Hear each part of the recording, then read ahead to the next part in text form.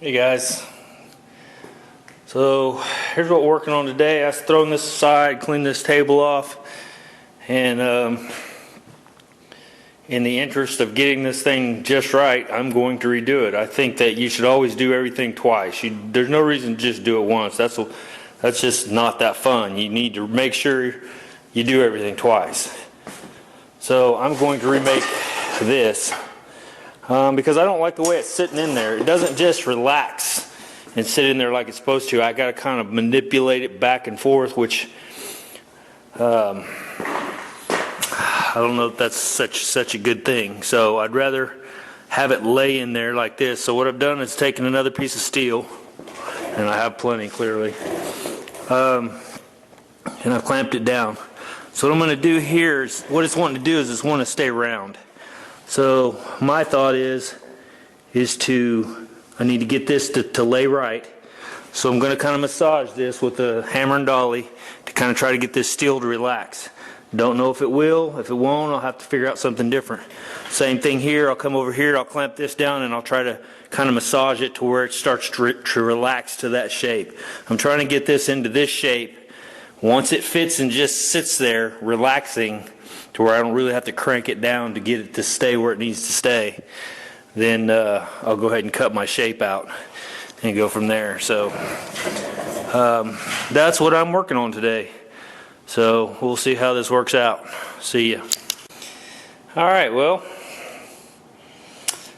my hammer and dolly trick didn't, or hammer and spoon didn't do shit. This stuff just springs right back into place. So you can see I've got it clamped down like I want it. All the surfaces are touching. And so what I've done is like here, I need to bend that. In between here and here, I need to bend that. And then between this line and here, I need to bend that. So now that I've got it marked and everything's sitting like it's supposed to, I cut it a little long. That's a little long off the back.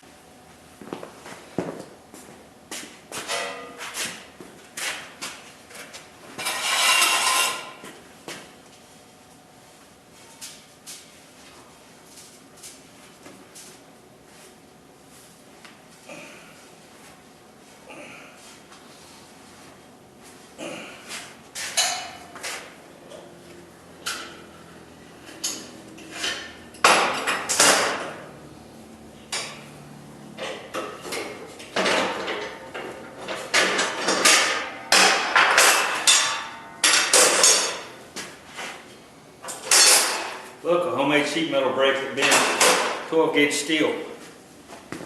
Sweet!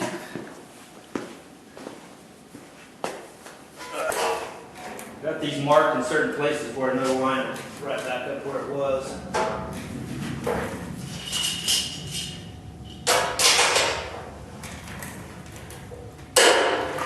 That's in.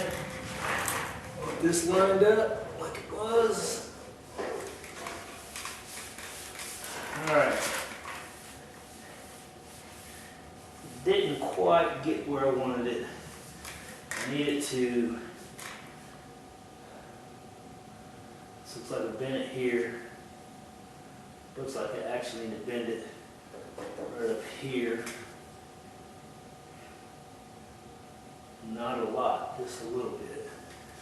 So, this line here. Here. I'll show you how I'm doing this, in case anybody cares. What I did is I've got it all flat everywhere. I got bent here to where it comes back, angles back nice there. Then I've got almost no gap there, and then right there it starts to take a gap. So from right here, from what I can see where that gap starts, it needs to start coming down a little bit. So where I've got marked is here, so I'm going to bend it here. That should drop this gap out and make this one start to go away. Then down there, I can just unbend that. I bent that earlier, and I can just, is unbend a word? whatever. You can unbend it to get it to go back down where it needs to be. So this stuff at first, when you first start trying to crank on it, I did a lot of this with my leg, but it's pretty tough at first. But once you start getting it bent, then it starts to kind of do what you want. So that's why I started using that over there, because it was making it easier. So I'll take it back over and bend it back a little bit more.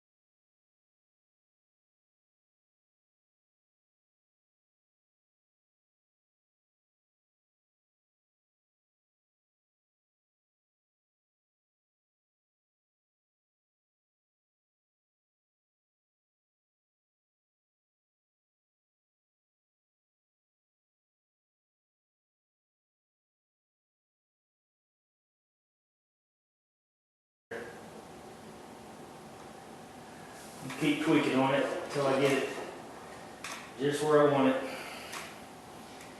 And bring it back. Alright, so I thought I'd take you along on this deal. I'm redoing this, but before I did it on the flat, and then I did it, and then when I bent it all crooked, so that's why I couldn't use the other piece there. So this time, I bent my metal, then I'm making it to the shape of this, then I'm going to put my metal back up there, and then I'm going to use my template on top of that. That way, I know I got it in the right shape. At least that's the plan. What I decided to do to be able to see the inside of this, you see that light lighting that up. Try to stick a light down in here, and I'm taking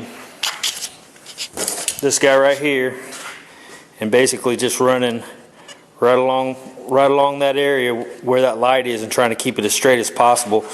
And as I cut, I'll just keep moving the light forward so it keeps shining it. You can see that, you see the lines here, and here. So that's what I'm using basically to cut my template this time. Alright guys, I'm going to continue to do this and I'll bring you back.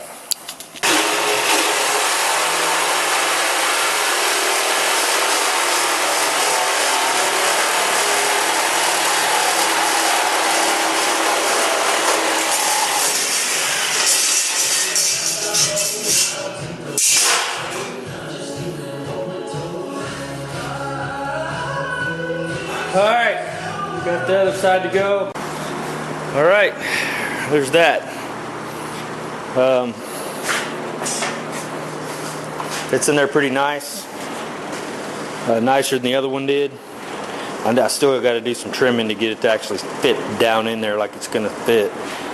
But that piece, what's good, is that piece is already pre-bent because of this piece here, and it's the same. These are both the same shape, so I'll be able to use this piece to make this side. The only problem with it not going down is this guy right here, which is different than that side, doesn't have one. But once I cut a shape out for that, yeah, that'll work perfect. That'll work great. So pretty happy about that. I won't have to sit and bend and bend and bend on another piece, which was the most time-consuming thing about that today. But yeah, once she gets all down in there, she's gonna fit pretty good. So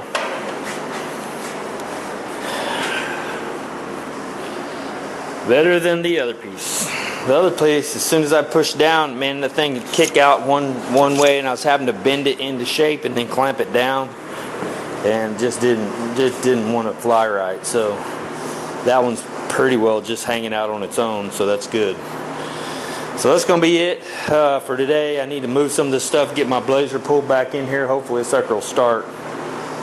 It's 20 degrees outside and it's carbureted, so you know how that works. All right, we'll see you guys. Well, she didn't make it in. Brand new battery, won't start. I don't know. I hate carburetors. I can promise you that will not have a carburetor on it. Looky there.